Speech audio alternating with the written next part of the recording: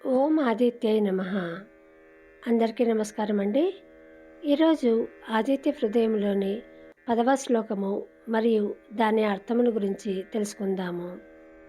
आदित्यः सविता सूर्यः खगः पूषा गभस्तिमान् सुवर्णः सदृशो भानुः स्वर्णरेता दिवाकरः. అనగా ఆదిత్యుడు జగత్ సృష్టికి కారకుడు. జనులు తమ విధులు నిర్వర్తించుటకు ప్రేరణ ఇచ్చును. లోకోపకారం కొరకు ఆకాశమును సంచరించి వర్షముల ద్వారా జగత్తును పోషించి తన కిరణములతో లోకమును ప్రకాశింపచేయును. బంగారు వన్నెతో తేజరిలుచు అద్భుతముగా ప్రకాశించువాడు.